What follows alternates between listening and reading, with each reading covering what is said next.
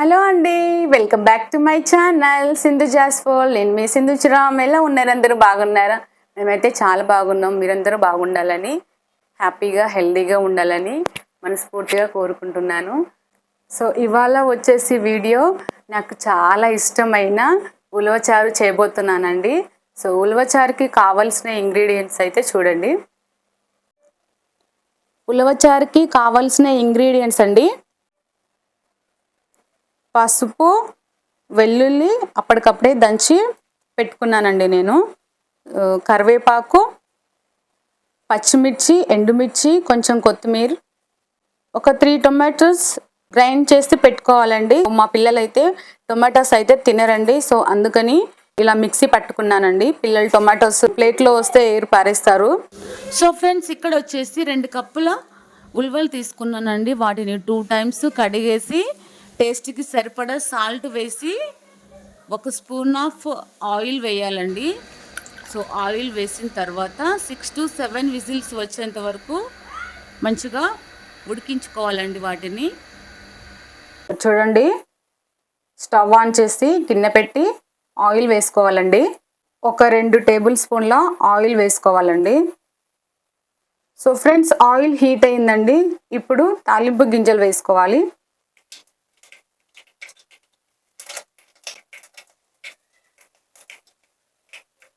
So ఇప్పుడు ఎండుమిర్చి, పచ్చిమిర్చి, కరివేపాకు వేసుకోవాలండి. కరివేపాకు వేసిన తర్వాత వెల్లుల్లిపాయలు ఒక 5-6 అప్పటికప్పుడే దంచి పక్కన పెట్టుకున్నానండి. సో ఇప్పుడైతే అది యాడ్ చేసుకోవాలి. కొంచెం పసుపు అండి. ఇలా మంచిగా కలుపుకోవాలండి. ఎల్లిపాయలు మంచిగా ఫ్రై అయిన తర్వాత టొమాటోస్ మిక్సీ పట్టుకున్నాం కదండి, ఇప్పుడు అది యాడ్ చేసుకోవాలి. సో ఇప్పుడు మంచిగా కలుపుకోవాలండి. ఉలవచారు నేను ఇలాగే చేస్తానండి. ఇది నా స్టైల్లో ఉలవచారు అన్నమాట. ఇలా చేసుకుంటే చాలా బాగుంటుంది ఫ్రెండ్స్. ఒకసారి అయితే ట్రై చేయండి. చూడండి, టమాటోస్ మగ్గిపోయాయండి. ఇప్పుడు చారు వేసుకోవాలండి. ఉలవచారు ఇప్పుడు యాడ్ చేసుకోవాలండి. ఉలవలు కొన్ని పక్కకు తీసి పెట్టుకోవాలండి. వాటిని మిక్సీ పట్టి చారులో వేసుకోవాలండి. చాలా బాగుంటుందండి. సో ఫ్రెండ్స్ చూడండి, ఈ విధంగా మిక్సీ పట్టుకోవాలండి. ఈ ఉలవచారు ఉంది కదండి, అందులో యాడ్ చేసుకోవాలి ఈ పేస్ట్ని. ఇలా వేసుకోవడం ద్వారా టేస్ట్ మరింత యాడ్ అవుతుందండి. చాలా బాగుంటుందండి. సో చూడండి, ఇప్పుడైతే చారు చిక్కగా అయింది. ఇప్పుడు ఇందులో చిల్లీ పౌడర్ ఒక 2 టేబుల్ స్పూన్ దాకా వేసానండి. ఇందులోనే వేసుకోవాలండి చిల్లీ పౌడర్. సో చారు మరిగేటప్పుడు కారం ఉడుకుతుందండి. సో చూడండి, ఇప్పుడైతే చారు వేసుకోవాలండి. ఉలవచారు ఒకసారి ఇలా కలిపేసి సాల్ట్ వేసిన తర్వాత కొంచెం కొత్తిమీర కూడా యాడ్ చేసుకోవాలండి. ఇప్పుడు మంచిగా ఒకసారి ఇలా కలుపుకోవాలండి. కలిపి మూత పెట్టి చారు ఒక 5 minutes మరిగించుకోవాలండి. ఉల్వలకి తాలింపు వేసుకోవాలండి. సో చూడండి, ఆయిల్ వేసి తాలింపు గింజలు, ఎండుమిర్చి, కరివేపాకు వేసుకోవాలండి. వేసుకొని ఇలా మంచిగా కలిపి కొంచెం సాల్ట్ కూడా వేసుకోవాలండి. వేసిన తర్వాత ఇప్పుడు దీన్ని వీటిలో కలిపేసుకోవాలండి. మా వారు లేరండి, షూట్ చేయడానికి చాలా అంటే చాలా ఇబ్బంది అయిందండి నాకు. సో నేను కనిపించుకుంటూ వీడియో చేయడం అసలు కుదరట్లేదండి. సో అందుకని ఇలా తీస్తున్నాను. చూడండి, చారు అయితే మరుగుతుంది. సో ఈ విధంగా చారుని మరిగించుకోవాలండి. చాలా బాగుంటుందండి, చాలా టేస్టీగా ఉంటుంది. ఎక్కువసేపు మరిగించుకోవద్దండి, చేదు వచ్చేస్తుంది మళ్ళా. చారు మరిగిన తర్వాత స్టవ్ అయితే ఆఫ్ చేసుకోవాలండి. గుగ్గిళ్ళు తాలింపు పెట్టడం కంప్లీట్ అయిపోయింది ఫ్రెండ్స్. వీటిని గుగ్గిళ్ళు అని కూడా అంటారు. నాకైతే చాలా ఇష్టం అండి ఉలవలు.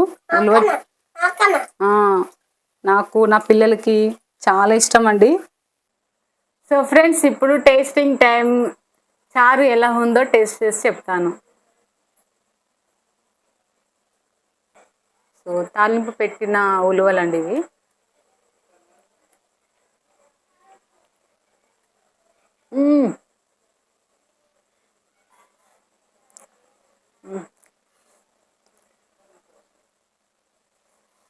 సూపర్, ఓ సూపర్.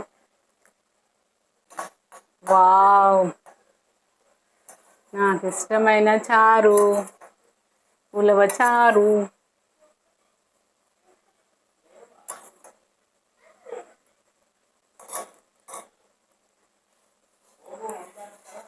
సూపర్.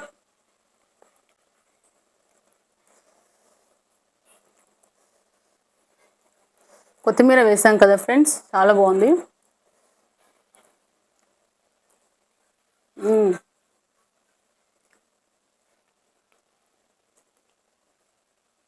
నాకు ఏ కర్రీ చేసినా, ఫ్రై చేసినా చారు మాత్రం కంపల్సరీ ఉండాలండి.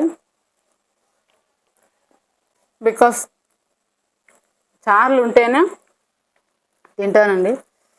ఈ కర్రీలు, ఈ ఫ్రైల కన్నా కూడా నాకు చారులు అంటేనే ఎక్కువ ఇష్టం అండి. ఇంకా చికెన్ పకోడీ అయితే ఇంకా బాగుండండి, సూపర్ ఉంటుంది. నంచుకొని తినడానికి ఇంకా బాగుంటుందండి చికెన్ పకోడీ.